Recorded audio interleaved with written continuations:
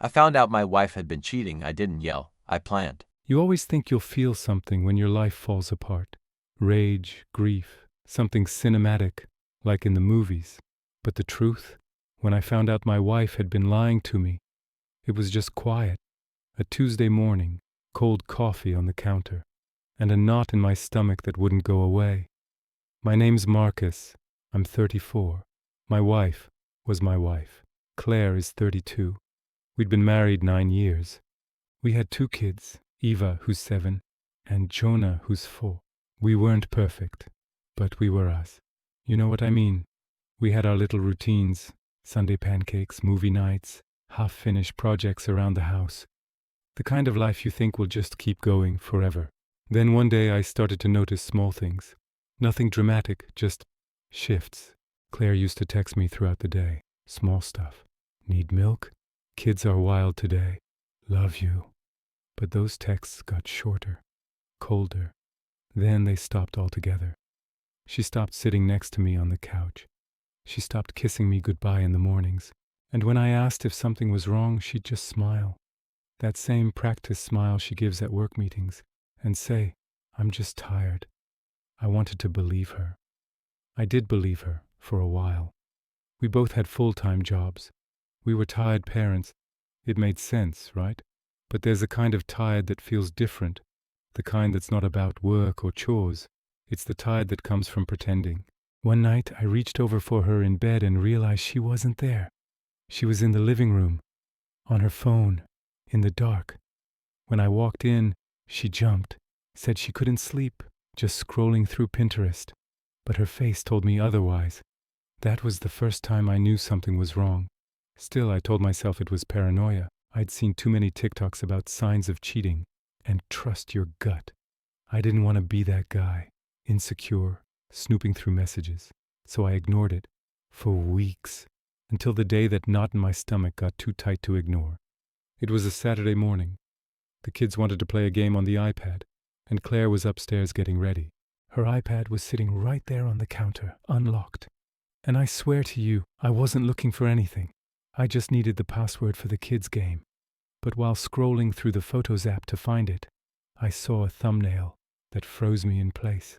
A picture of Claire and another man, his arm around her shoulders, both smiling at the camera, her head tilted just a little, the same way she tilted it in our wedding photos.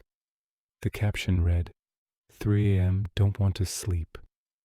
My first thought wasn't even anger. It was confusion. Like my brain couldn't process it. I told myself there had to be a reason. A friend?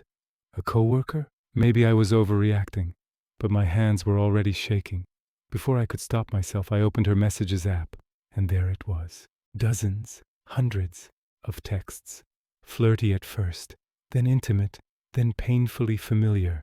The kind of messages we used to send each other before the kids, before the exhaustion, before this. I scrolled through photos, addresses, little inside jokes that made no sense to me but probably meant the world to them. My heart was pounding so loud I couldn't even hear the kids asking for snacks behind me. I remember setting the iPad down like it was on fire. I walked to the sink, turned on the faucet and just stared at the water running, trying to make sense of the noise in my head. Then Eva ran up, holding her drawing of a unicorn, and asked if I liked it. And right there, with my 7-year-old smiling up at me, I realized the world doesn't stop when your marriage ends. I didn't cry. I didn't scream. I didn't even tell her that I knew. Instead, I picked up my phone, opened my laptop, and started saving screenshots. Every message, every photo, every timestamp. Not because I wanted revenge, not yet, but because I knew deep down this was about to get worse before it got better. Later that day, Claire came home from running errands. She hugged the kids, kissed me on the cheek, and asked what I wanted for dinner. Her smile was perfect. Her tone was warm, and I realized I'd been living next to a stranger. I looked at her and said, "You okay?" She nodded. "Just tired." The same 2 words, the same lie. The night I barely slept. I stared at the ceiling and thought about every moment that suddenly made sense now. The nights she stayed late at work, the business trips that started after we had Jonah, the new perfume she said a friend recommended. all of it. Every piece snapped into place. The next morning I sat in my car for 30 minutes before going to work, trying to decide what kind of man I was going to be. The angry husband who throws everything out the window, or the calm one who waits, watches, and plans. Because here's the truth no one tells you. The loudest revenge is often the dumbest. The smartest revenge looks boring. It looks like waiting, and that's exactly what I did. I didn't say a word. Not for a day. Not for a week. I just started to pay attention. Where she went, what she said, the inconsistencies, the little tells. And the more I noticed, the clearer the picture became. There was another man. I didn't know who yet, but I'd find out soon enough. And when I did, I wasn't going to explode. I was going to make sure the truth came out in a way that couldn't hurt anyone but the people who caused it. By the second week, I'd made an appointment with a lawyer. By the third, I'd opened a private account. And by the fourth, I had a plan to take back control without ever raising my voice. You ever notice how the worst moments don't feel dramatic at all? They feel practical, like paperwork, like choosing which bills to pay first. That's what this part was. Ordinary decisions that eventually add up to something irreversible. After I found the texts and pictures on Claire's iPad, I did what felt boring but necessary. I wrote down 3 rules for myself. Not poetic vows, actual rules, the kind people use when they're building emergency plans. Rule 1, protect the kids. Whatever happened between Claire and whoever else, the kids had to be sheltered. Period. Rule 2, secure our life. Finances, documents, accounts, make it impossible for someone to erase what I'd built. Rule 3, expose the truth where it mattered, not where it burned. I didn't want public humiliation. I wanted a stable outcome. I made the first call to a lawyer. I sat there, stiff, polite, a guy who used to help organize office budgets, and explained the situation without letting my voice break. The woman on the other end didn't gasp. She asked questions. She told me what to document. She sounded like someone who'd seen this before, and who knew how to make the next steps not about drama, but about safety. Her first piece of advice was practical. Don't delete anything. Print, timestamp, backup. She told me to open a new bank account in my name and to move a safe amount there. She suggested setting up automatic payments for mortgage and utilities in ways that couldn't be interrupted by a bitter spouse. She suggested a temporary protective order for large transfers from joint accounts. Legalese became a kind of armor. Next, I hired a private investigator. It felt strange, like calling a plumbing service because your sink leaks. But the PI's report would be professional, dated, and credible. Things a screenshot on my phone wasn't. He was a quiet guy named Tom who smelled faintly of coffee and old books. He didn't promise drama. He promised facts, dates, locations, receipts, timelines. We worked out a simple plan. The PI followed quietly for 2 weeks. He confirmed the hotel stays, found the pattern of dinners across the river, collected photos that matched the timestamps in the messages. When he handed me the report, it felt like someone had put all the scattered frames into order. The collage of betrayal had a beginning, middle, and pattern. At home, I started taking small, careful steps.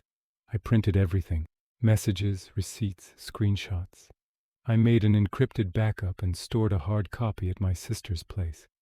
I opened a separate savings account and set aside enough to cover the kids and me for months if necessary.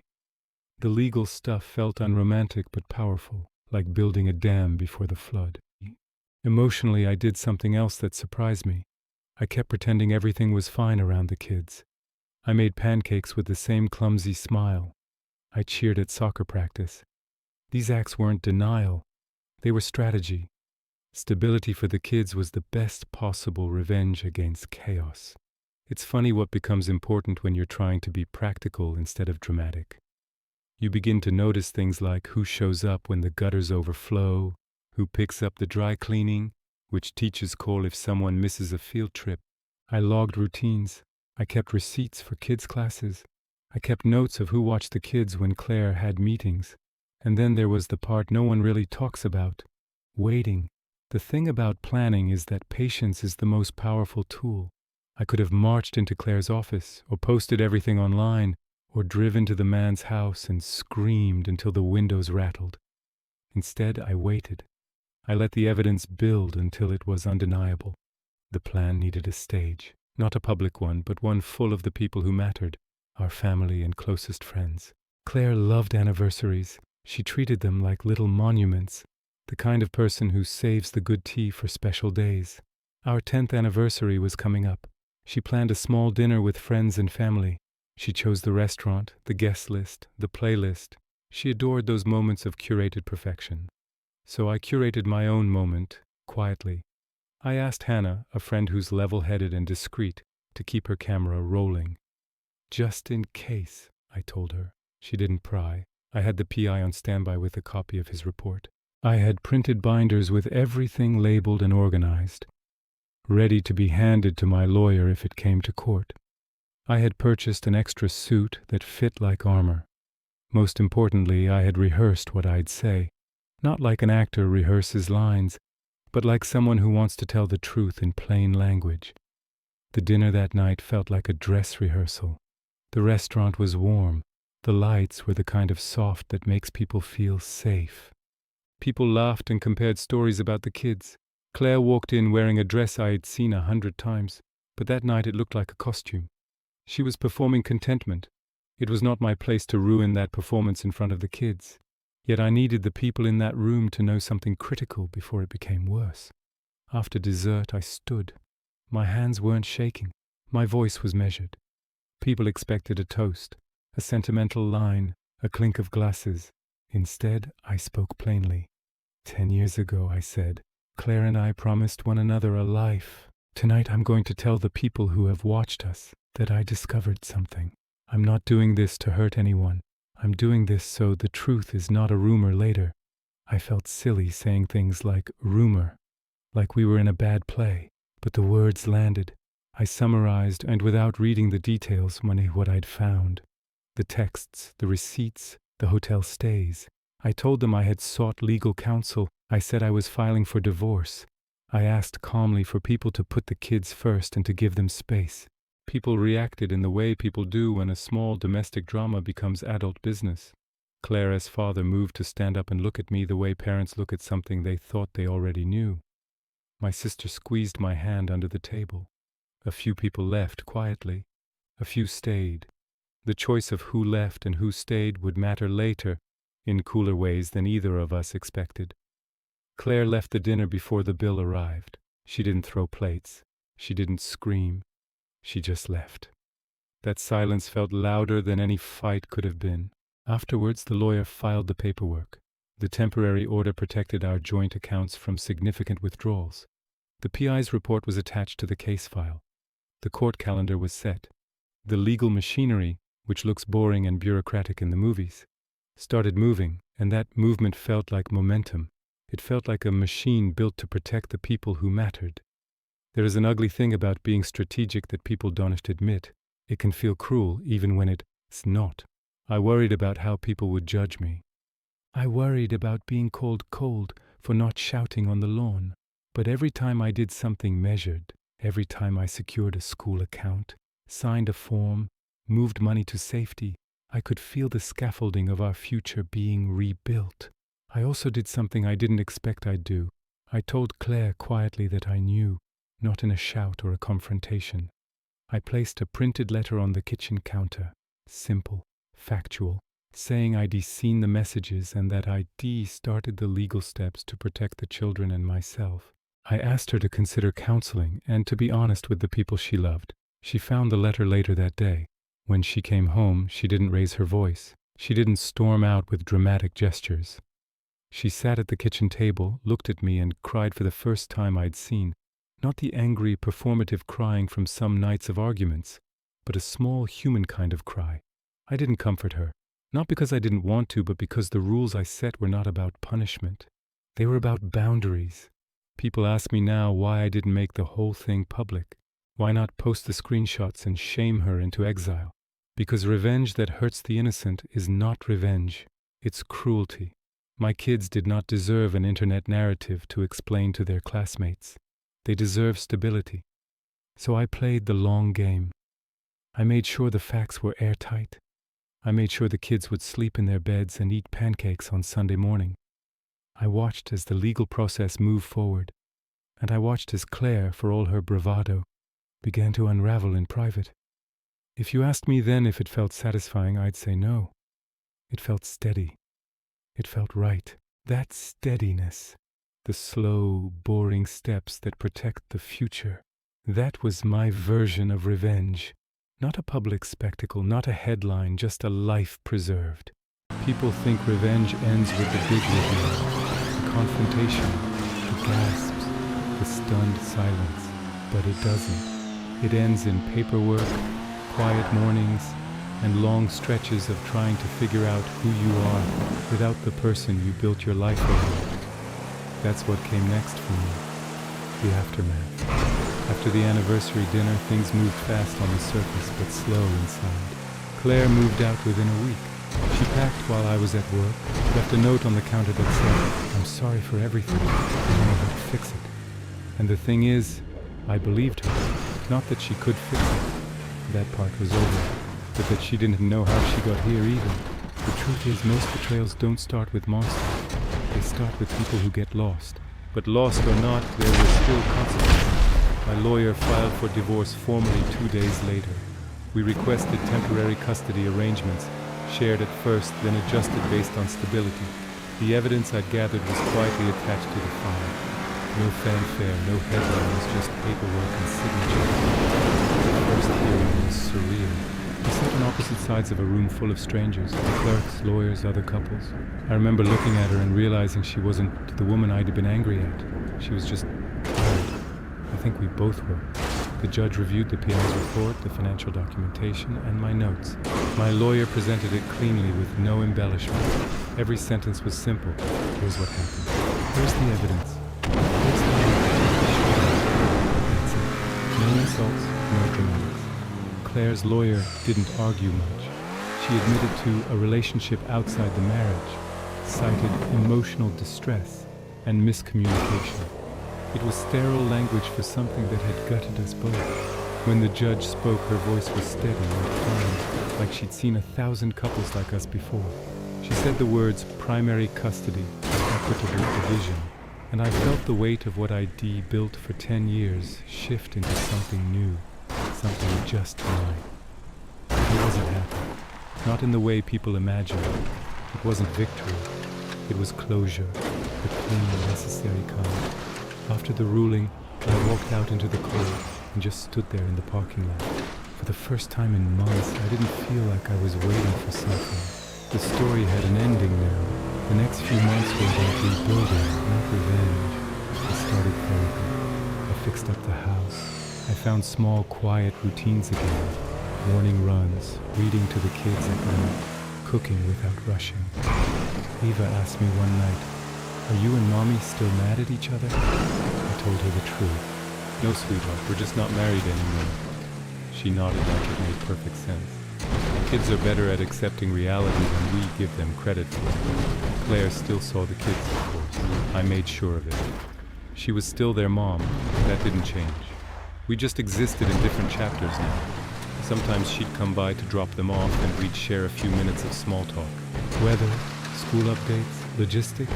No fights, no old wounds, just the quiet understanding that we'd both survived something. And one day, months after everything, she asked if we could grab coffee, just to talk. I didn't owe her that, but I said yes. We met at a small cafe near the park where we used to take the kids when they were babies. It was strange, seeing her across the table, the same face, but different somehow, softer, smaller. She told me she was in counseling, that she'd ended things with the other guy months ago. She said she didn't expect forgiveness, just wanted to say she was sorry for real this time. And for the first time since everything happened, I believed her. Not because I wanted her back, but because I needed that last piece of honesty to close the door properly. I told her I forgave her, not as a grand gesture, just quietly, because it was the truth. Forgiving her didn't mean forgetting. It meant freeing myself from carrying her mistakes around like they were my own. When we finished our coffee, she smiled, a real small smile, and said, "You seem happy." I said, "I am," in a quiet way. She nodded, and that was it. We haven't had another serious conversation since.